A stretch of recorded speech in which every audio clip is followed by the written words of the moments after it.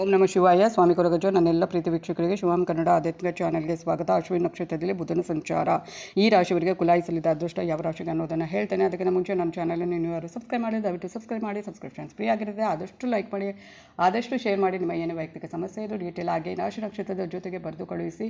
ಹಾಗೆಯೇ ರಾಶಿ ನಕ್ಷತ್ರ ಗೊತ್ತಿಲ್ಲ ಅಂದರೆ ಡೇಟ್ ಆಫ್ ಬರ್ತ್ ನಮೂದಿಸಿ ನಾನು ರಾಶಿ ನಕ್ಷತ್ರವನ್ನು ಗುರುತಿಸಿ ಅದಕ್ಕೆ ತಕ್ಕ ಸೂಕ್ತ ಸುಲಭ ಪರಿಹಾರವನ್ನು ನಾನು ಅಲ್ಲಿ ಸೂಚಿಸ್ತೇನೆ. ಹಾಗೆ ಸಬ್ಸ್ಕ್ರೈಬ್ ಅಂತ ಹೊತ್ತುವಾಗ ಸದ್ಯದಲ್ಲಿ ಬೆಲ್ ಐಕಾನ್ ಇರುತ್ತೆ, ಅದನ್ನು ಪ್ರೆಸ್ ಮಾಡ್ತಾರೆ. ಆಲ್ ಅಂತ ಬರುತ್ತೆ, ಅದನ್ನು ಪ್ರೆಸ್ ಮಾಡೋದನ್ನು ಮರಿಬೇಡಿ. ಹಾಗೆ ಇನ್ನೊಂದು ಹೇಳಬೇಕು ಅಂದರೆ ಆಧ್ಯಾತ್ಮಿಕಕ್ಕೆ ಅಥವಾ ಜ್ಯೋತಿಷಕ್ಕೆ ಸಂಬಂಧಪಟ್ಟ ಏನೇ ಪ್ರಶ್ನೆ ಇದ್ದರೂ ನನಗೆ ಮುಕ್ತವಾಗಿ ಕೇಳಬಹುದು. ಖಂಡಿತವಾಗ್ಲೂ ಅದಕ್ಕೆ ಆ ಪ್ರಶ್ನೆ ಏನಾದರೂ ನನಗೆ ಇಷ್ಟ ಆದರೆ ಖಂಡಿತವಾಗ್ಲೂ ಅದ್ರ ಬಗ್ಗೆ ವೀಡಿಯೋ ಮಾಡಿ ಹಾಕ್ತೇನೆ. ಹಾಗೆಯೇ ನಾನು ನಿಮ್ಮ ಜೊತೆ ಯಾವತ್ತೂ ಇರ್ತೇನೆ. ಹಾಗೆ ನಾನು ನಂಬಿಕೊಂಡು ಬರುವಂಥ ಒಂದು ಶಿವದೇವರ ಆಗಿರ್ಬೋದು ಅಥವಾ ಕೊರಗಜ್ಜ ದೈವ ಆಗಿರ್ಬೋದು, ಅವರ ಆಶೀರ್ವಾದ ನನ್ನೆಲ್ಲ ಪ್ರೀತಿ ವೀಕ್ಷಕರ ಮೇಲೆ ಸದಾ ಇರುತ್ತೆ ಅಂತ ಹೇಳ್ತಾ, ಡೇಟ್ ಆಫ್ ಬರ್ತ್ ಅಥವಾ ಏನು ರಾಶಿ ನಕ್ಷತ್ರ ಮಾತ್ರ ಇದು ನಮೂದಿಸಿದರೆ ಖಂಡಿತ ನಾನು ಉತ್ತರ ಕೊಡೋಕ್ಕಾಗಲ್ಲ. ನಿಮ್ಮ ಸಮಸ್ಯೆಯನ್ನು ಬರೆದು ಕಳುಹಿಸಿ. ಹಾಗೆಯೇ ಗ್ರಹಗಳ ರಾಜಕುಮಾರ ಬುದ್ಧಿವಂತಿಕೆ ಅಧಿದೇವತೆ ಬುಧನು ಅಶ್ವಿನಿ ನಕ್ಷತ್ರವನ್ನು ಪ್ರವೇಶಿಸುವುದರಿಂದ ಮೇಷರಾಶಿಯ ಫಸ್ಟ್ ನಕ್ಷತ್ರ ಆಗಿರುತ್ತೆ. ಇದರಿಂದಾಗಿ 3 ರಾಶಿಗಳ ಅದೃಷ್ಟ ಕುಲಾಯಿಸಲಿದೆ. ವೈದಿಕ ಜ್ಯೋತಿಷ ಶಾಸ್ತ್ರಗಳ ಪ್ರಕಾರ ನಿರ್ದಿಷ್ಟ ಸಮಯದ ನಂತರ ಗ್ರಹಗಳ ರಾಜಕುಮಾರ ಆಗಿರುವಂಥ ಬುಧ ಒಂದು ರಾಶಿಯಿಂದ ಆಗುವ ಒಂದು ನಕ್ಷತ್ರದಿಂದ ಇನ್ನೊಂದು ನಕ್ಷತ್ರ ಹಾಗೂ ರಾಶಿಗೆ ವರ್ಗಾವಣೆ ಆಗುವಂಥದ್ದು. ಬುಧ ಕೆಲವೊಂದು ನಿರ್ದಿಷ್ಟ ಸಮಯಕ್ಕೆ ಸರಿಯಾಗಿ 12 ರಾಶಿಗಳು ಹಾಗೂ 27 ನಕ್ಷತ್ರಗಳಲ್ಲಿ ತನ್ನ ಚಲನೆಯನ್ನು ಮುಂದುವರಿಸುವಂಥ ಪ್ರತಿಯೊಂದು ಗ್ರಹಗಳು ಕೂಡ ಹಾಗೆ ಜ್ಯೋತಿಷ ಶಾಸ್ತ್ರದ ಪ್ರಕಾರ ಬುಧ ಈಗಾಗಲೇ ಮಾರ್ಚ್ 26 ಬೆಳಗ್ಗೆ ಅಶ್ವಿನಿ ನಕ್ಷತ್ರಕ್ಕೆ ಬಂದಿರುವಂಥದ್ದು. ಅವರು ಅಲ್ಲಿ ಏಪ್ರಿಲ್ 9ರವರೆಗೆ ಇರುವಂಥದ್ದು. ಬುಧನ ಈ ಚಲನೆ ಎನ್ನುವುದು ದ್ವಾದಶ ರಾಶಿಗೆ ವಿಶೇಷವಾಗಿ ಈ ರಾಶಿಗಳಿಗೆ ತುಂಬಾ ಒಳ್ಳೆಯದಾಗುವಂಥದ್ದು. ಹಾಗೆಯೇ ಕೆಲವು ರಾಶಿಯವರಿಗೆ ತುಂಬ ಏನು ಕೆಟ್ಟದಾಗೋದಿಲ್ಲ. 12 ರಾಶಿಗೂ ಕೂಡ ಪ್ರತಿಯೊಬ್ಬರಿಗೂ ಕೂಡ ಇದು ಇರುತ್ತೆ. ಅದರ ಒಂದು ಗ್ರಹಗಳ ಚಲನೆ ಏನಿರುತ್ತೆ ಅದರ ಬಗ್ಗೆ, ಅದರ ಒಂದು ಪರಿಣಾಮ.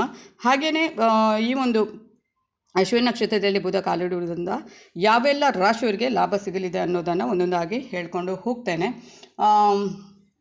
ಹಾಗೆಯೇ ಕೆಲವರು ಎನಿಸಿರ್ಬೋದು ನಮಗೇನೂ ಆಗಲ್ಲ. ಪ್ರತಿಯೊಂದು ಗ್ರಹಗಳ ಸಂಚಾರ ಕೂಡ ಏನಾಗುತ್ತೆ, ಪ್ರತಿಯೊಂದು 12 ರಾಶಿಯ ಮೇಲೆ ಅಂದರೆ ನಕ್ಷತ್ರ ಆಗಿರ್ಬೋದು ಅಥವಾ ರಾಶಿಯ ಮೇಲೆ, ಪ್ರತಿಯೊಂದು ರಾಶಿಯ ಮೇಲೆ ಕೂಡ ಅದರ ಪರಿಣಾಮ ಇದ್ದೇ ಇರುತ್ತೆ. ಅದನ್ನು ನೆನಪಿಟ್ಕೊಳ್ಳಿ. ಹಾಗೆಯೇ ಮೇಷರಾಶಿಯವರಿಗೆ ಈ ಒಂದು ಬುಧನ ಸಂಚಾರ ಯಾವ ಥರ ಇದು ಒಳ್ಳೆಯದಾಗುತ್ತೆ ಅಂತ ನೋಡೋದಾದರೆ, ಅಶ್ವಿನಿ ನಕ್ಷತ್ರ ಅಂದರೆ ಮೇಷರಾಶಿಗೆ ಬುಧ ಅಂದರೆ ಈಗಾಗಲೇ ಬಂದಿದ್ದಾರೆ ಅವರು. ಹಾಗೆಯೇ ಮೇಷರಾಶಿಯವರಿಗೆ ಪ್ರತಿಯೊಂದು ಕ್ಷೇತ್ರದಲ್ಲಿ ಗೆಲುವು ಸಂಪನ್ನವಾಗಲಿದೆ. ಹಣದ ಹರಿವು ಕೂಡ ಪ್ರತಿಯೊಂದು ಕಡೆಗಳಿಂದ ಮೇಷರಾಶಿಯವರ ಜೇಬಿಗೆ ಹರಿದು ಬರಲಿದೆ. ಆಕಸ್ಮಿಕ ಧನಲಾಭದ ಜೊತೆಗೆ ಪ್ರತಿಯೊಂದು ಕೆಲಸಗಳಲ್ಲಿ ಗೆಲುವು ನಿಶ್ಚಿತವಾಗಿರುತ್ತೆ. ಈ ಸಮಯದಲ್ಲಿ ಮೇಷರಾಶಿಯವರ ಆತ್ಮವಿಶ್ವಾಸ ಕೂಡ ಹೆಚ್ಚಾಗುವ ಕಾರಣದಿಂದಾಗಿ ಪ್ರತಿಯೊಂದು ಕೆಲಸಗಳಲ್ಲೂ ಅವರು ಗೆಲುವನ್ನು ಪಡೆದುಕೊಳ್ಳುವಂಥ ಸಾಧ್ಯತೆ ದಟ್ಟವಾಗಿರುತ್ತೆ. ಯಾವುದೇ ಸ್ಪರ್ಧೆಗಳಲ್ಲಿ ಅವರು ಸ್ಪರ್ಧಿಸಿದ್ರು ಕೂಡ ಅವರನ್ನು ಸೋಲಿಸುವುದಕ್ಕೆ ಕಷ್ಟ ಆಗುವಂಥದ್ದು ಮತ್ತು ಯಾವುದೇ ರೀತಿಯ ಚಾಲೆಂಜ್ ಎದುರಾದರೂ ಕೂಡ ಅದನ್ನು ಹಿಮ್ಮೆಟ್ಟದೆ ಎದುರಿಸಿ ಗೆಲ್ಲುತ್ತಾರೆ. ಭವಿಷ್ಯದಲ್ಲಿ ಕೂಡ ಸಾಕಷ್ಟು ಗೆಲುವಿನ ಅಡಿಪಾಯವನ್ನು ಮೇಷರಾಶಿಯವರಿಗಲೇ ಹಾಕಲಿದ್ದಾರೆ. ಹೊಸದಾಗಿ ಮದುವೆಯಾಗಿರುವಂಥ ಮೇಷರಾಶಿ ಜೋಡಿಗಳಿಗೆ ವೈವಾಹಿಕ ಜೀವನ ಎನ್ನುವುದು ಮಧುರವಾಗಿರುತ್ತೆ. ಮತ್ತು ಈ ಸಂದರ್ಭದಲ್ಲಿ ಮೇಷರಾಶಿಯವರು ಸ್ವಲ್ಪ ಮಟ್ಟಿಗೆ ನಿಗಾ ವಹಿಸಬೇಕಾಗಿರುವಂಥ ಒಂದೇ ಒಂದು ವಿಚಾರ ಅಂದರೆ ಸ್ವಲ್ಪ ಆರೋಗ್ಯದ ಕಡೆಗೆ ಗಮನ. ಆರೋಗ್ಯದಲ್ಲಿ ಸ್ವಲ್ಪ ಮಟ್ಟಿಗೆ ಆಚೆ ಈಚೆ ಆಗಬಹುದು, ಆದರೆ ಏನು ಅದರ ಬಗ್ಗೆ ಚಿಂತೆ ಮಾಡೋದು ಬೇಡ. ಉತ್ತಮವಾದ ಆಹಾರ ಕ್ರಮವನ್ನು ಪರಿಪಾಲಿಸಿದರೆ ತುಂಬಾ ಒಳ್ಳೆಯದಾಗುತ್ತೆ.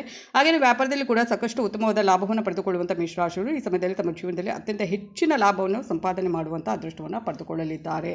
ನೆಕ್ಸ್ಟ್ ಮಿಥುನ ರಾಶಿಯವರಿಗೆ ಬುಧನ ಈ ಚಲನೆ ಅನ್ನೋದು ಅವರ ವಹಿವಾಟಿನಲ್ಲಿ ಇನ್ನಷ್ಟು ಹೆಚ್ಚಿನ ಆದಾಯ ಹರಿದು ಬರುವಂತೆ ಮಾಡುತ್ತದೆ. ಮಿಥುನ ರಾಶಿಯವರ ಅಧಿಪತಿಯೇ ಬುಧ. ಕೆಲಸ ಹಾಗೂ ವ್ಯಾಪಾರದ ಕ್ಷೇತ್ರದಲ್ಲಿ ಕೂಡ ಮಿಥುನ ರಾಶಿಯವರು ಸಾಕಷ್ಟು ಲಾಭವನ್ನು ಪಡೆದುಕೊಳ್ಳಲಿದ್ದಾರೆ. ಈ ಸಮಯದಲ್ಲಿ ನಿಮ್ಮ ವ್ಯಾಪಾರದಲ್ಲಿ ಹೊಸ ಡೀಲ್ಗಳಿಗೆ ನೀವು ಸಹಿ ಹಾಕಲಿದ್ದೀರಿ. ಇದರಿಂದಾಗಿ ನಿಮ್ಮ ಆರ್ಥಿಕ ಪರಿಸ್ಥಿತಿ ಕೂಡ ಸಂಪೂರ್ಣವಾಗಿ ಗೆಲುವಿನ ದಿಕ್ಕಿನಲ್ಲಿ ಸಾಗಲಿರುವಂಥದ್ದು. ಉದ್ಯೋಗ ಕ್ಷೇತ್ರದಲ್ಲಿ ಇರುವವರು ತಮ್ಮ ವರಿಷ್ಠ ಅಧಿಕಾರಿಗಳ ಮೆಚ್ಚುಗೆ ಪಾತ್ರರಾಗಲಿದ್ದಾರೆ ಮತ್ತು ಸಾಕಷ್ಟು ಸಮಯಗಳಿಂದ ಅಂದುಕೊಂಡಿದ್ದೆಲ್ಲ ನೆರವೇರಲಿದೆ. ಏನಾದರೂ ಪೆಂಡಿಂಗ್ ಇದೆ ಅದೆಲ್ಲ ನೆರವೇರುತ್ತೆ. ನೀವು ಮನಮೆಚ್ಚಿದ ಸಂಗಾತಿಯ ಜೊತೆಗೆ ನಿಮ್ಮ ಏನಾದರೂ ಪ್ರೇಮ ವಿವಾಹ ಮಾಡಿಕೊಳ್ಳಬೇಕು ಅಂದರೆ ಅದು ಇನ್ನಷ್ಟು ಗಟ್ಟಿಯಾಗಲಿದ್ದು ಮದುವೆ ಆಗುವುದಕ್ಕೆ ಸಿದ್ಧಪಡಿಸಿಕೊಂಡರೂ ಕೂಡ ದಾಂಪತ್ಯ ಜೀವನಕ್ಕೆ ಕಾಲಿಡುವಂಥ ಸೌಭಾಗ್ಯವನ್ನು ಪಡೆದುಕೊಳ್ಳಲಿದ್ದಾರೆ. ನಿಮ್ಮ ಜೀವನದಲ್ಲಿ ಈ ಸಂದರ್ಭಕ್ಕೆ ಸಕಾರಾತ್ಮಕ ಶಕ್ತಿಗಳು ಹೆಚ್ಚಾಗಿ ಪ್ರವೇಶಿಸುವ ಕಾರಣದಿಂದಾಗಿ ನೀವು ಮಾಡುವಂಥ ಕೆಲಸ ಹಾಗೂ ವ್ಯಾಪಾರದಲ್ಲಿ ಇನ್ನಷ್ಟು ಮನಸ್ಸಿಟ್ಟು ಫೋಕಸ್ ಆಗಿ ಕೆಲಸ ಮಾಡಲಿದ್ದೀರಾ. ಅರ್ಧಕ್ಕೆ ನಿಂತಿರುವಂಥ ಏನಾದರೂ ಕೆಲಸ ಇದೆ ಅದು ಮತ್ತೆ ಪ್ರಾರಂಭಿಸಿ ಪೂರ್ತಿಗೊಳಿಸುವಂಥ ಸಂತೋಷ ನಿಮಗೆ ಸಿಗಲಿದೆ. ಹಾಗೆ ಹೊಸ ಪ್ರಾಪರ್ಟಿಯನ್ನು ಖರೀದಿಸುವಂಥ ಅವಕಾಶ ಕೂಡ ಈ ವಿಶೇಷ ಸಂದರ್ಭದಲ್ಲಿ ನಿಮಗೆ ಒದಗಿ ಬರುವುದು. ಒಟ್ಟಾರೆಯಾಗಿ ಮಿಥುನ ರಾಶಿಯವರಿಗೆ ಲಾಭದ ಭಂಡಾರವನ್ನೇ ಒತ್ತು ತಿರುಗಲಿದ್ದಾರೆ. ಹಾಗೆಯೇ ಸಿಂಹರಾಶಿಗೆ ಜೊತೆಗೂ ಹೇಳೋ ಪ್ರಕಾರ ಸಿಂಹರಾಶಿಯವರು ಅತ್ಯಂತ ಧೈರ್ಯಶಾಲಿಗಳು ಹಾಗೂ ಚಿಕ್ಕ ವಯಸ್ಸಿನಿಂದ ನಾಯಕತ್ವ ಗುಣ ಇವರಲ್ಲಿ ಬೆಳೆದುಕೊಂಡು ಬಂದಿರುತ್ತೆ. ಮಾತ್ರವಲ್ಲದೆ ಬುಧನ ಈ ಚಲನೆ ಕೂಡ ಅವರ ಮೇಲೆ ಇನ್ನಷ್ಟು ಪಾಸಿಟಿವ್ ಪರಿಣಾಮವನ್ನು ಬೀರುವಂಥದ್ದು. ಇವರಲ್ಲಿ ಆತ್ಮವಿಶ್ವಾಸ ಕೂಡ ಹೆಚ್ಚಾಗಿರುವುದರಿಂದ ಇವರು ಮಾಡುವಂಥ ಕೆಲಸಗಳಲ್ಲಿ ಅದರ ಸಕಾರಾತ್ಮಕ ಪರಿಣಾಮ ಕೂಡ ಕಂಡುಬರಲಿದೆ. ಈ ಸಮಯದಲ್ಲಿ ಸಿಂಹರಾಶಿಯವರು ತಮ್ಮ ಪಿತ್ರಾರ್ಜಿತ ಆಸ್ತಿಯನ್ನು ಪಡೆದುಕೊಳ್ಳುವಂಥ ಹಕ್ಕನ್ನು ಹೊಂದಲಿದ್ದಾರೆ. ತಂದೆ ಅವರಿಂದ ಬಳುವಳಿಯಾಗಿ ಬಂದಿರುವಂಥ ವ್ಯಾಪಾರವನ್ನು ಮುಂದುವರಿಸಿಕೊಂಡು ಹೋಗುವುದರಿಂದ ಕೂಡ ಲಾಭವನ್ನು ಅವರು ಪಡೆದುಕೊಳ್ಳಲಿದ್ದಾರೆ. ಹಾಗೆಯೇ ಸಿಂಹರಾಶಿಯವರು ತಮಗೆ ಒದಗಿಸಿರುವಂತಹ ಕೆಲಸವನ್ನು ಸಮರ್ಪಕವಾಗಿ ನಿಭಾಯಿಸಲಿದ್ದಾರೆ. ನೀವು ಮಾಡುವಂಥ ಕೆಲಸ ನೋಡಿ ಉನ್ನತ ಅಧಿಕಾರಿಗಳು ಕೂಡ ನಿಮಗೆ ಪ್ರೋತ್ಸಾಹ ನೀಡಲಿದ್ದಾರೆ. ಭವಿಷ್ಯಕ್ಕಾಗಿ ಹೂಡಿಕೆ ಸೇರಿದಂತೆ ಜೀವನದಲ್ಲಿ ನೀವು ಈ ಸಂದರ್ಭದಲ್ಲಿ ಯಾವುದೇ ರೀತಿಯ ನಿರ್ಧಾರವನ್ನು ಕೂಡ ತೆಗೆದುಕೊಂಡರೂ ಅದರಲ್ಲಿ ನಿಶ್ಚಿತವಾಗಿ ಗೆಲುವು ಸಾಧಿಸುವುದು ಶತಸಿದ್ಧ. ಈ ಸಂದರ್ಭದಲ್ಲಿ ಎಲ್ಲಕ್ಕಿಂತ ಪ್ರಮುಖವಾಗಿ ಮಾನಸಿಕ ದೈಹಿಕ ಆರೋಗ್ಯದಲ್ಲಿ ನೀವು ಅನುಭವಿಸುತ್ತಿರುವಂಥ ಸಮಸ್ಯೆಗಳಿಂದ ಕೂಡ ಮುಕ್ತಿಯನ್ನು ಸ್ವಲ್ಪ ಹೊಂದಲಿದ್ದೀರಿ.